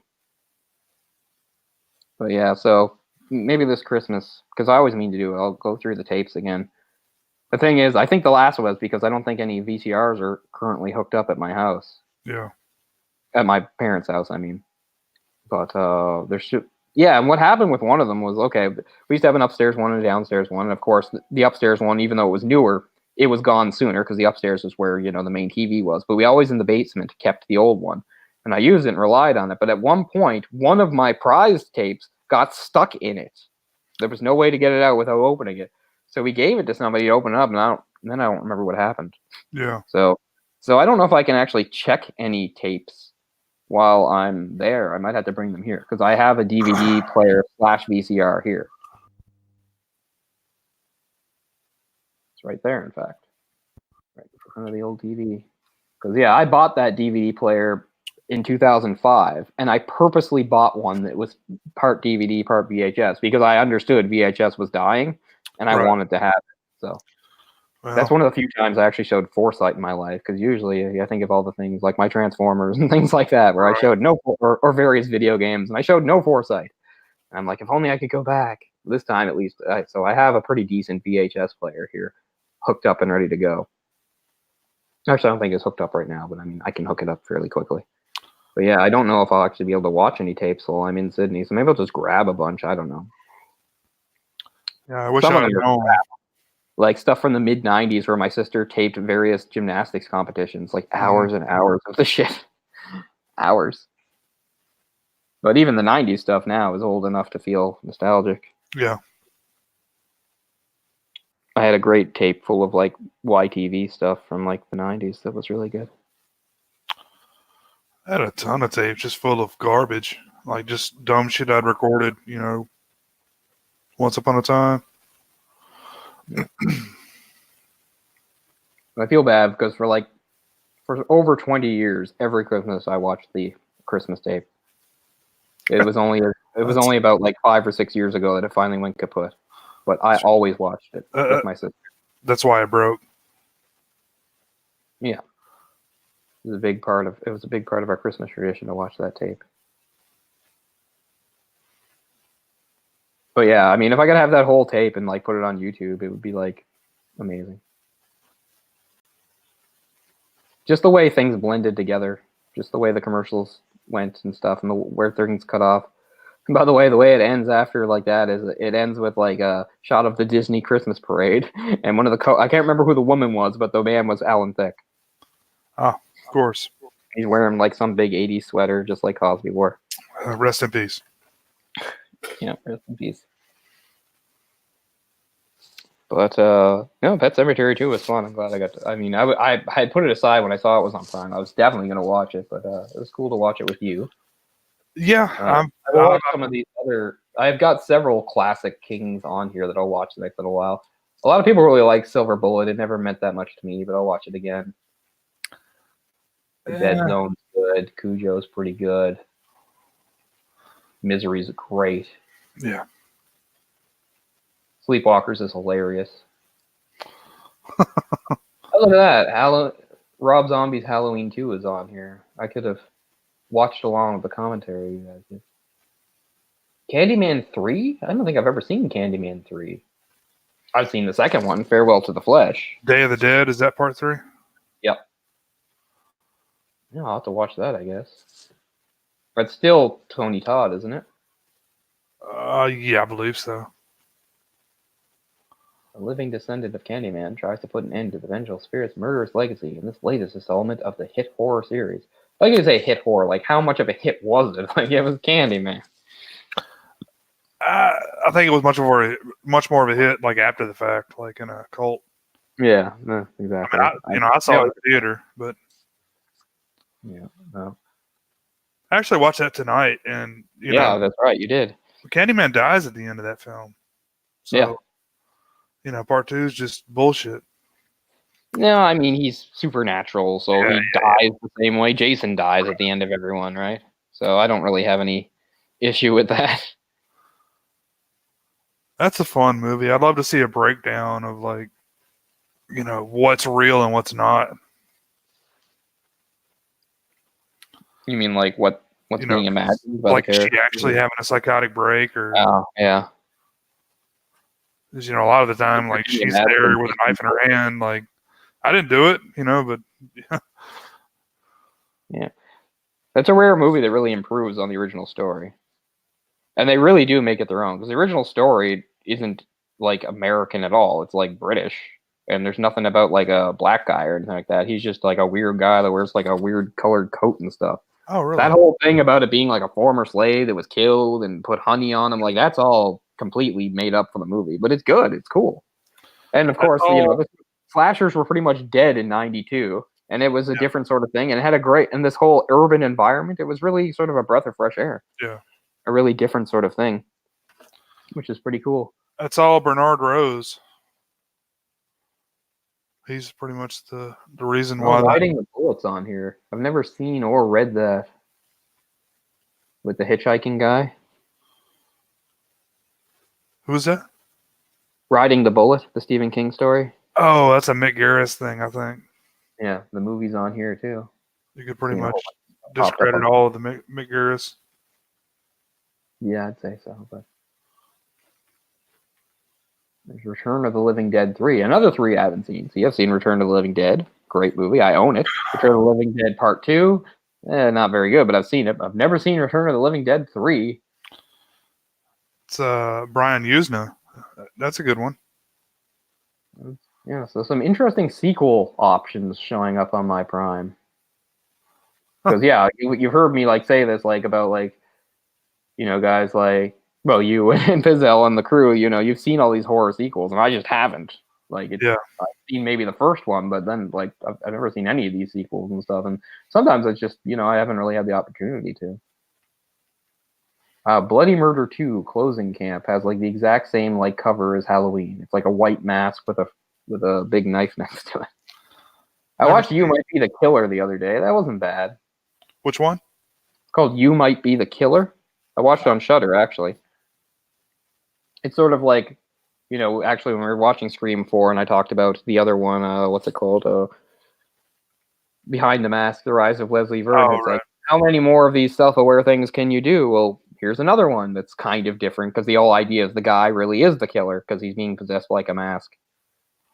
It's amusing. It's not great or anything, but it's worth a watch, I'd say.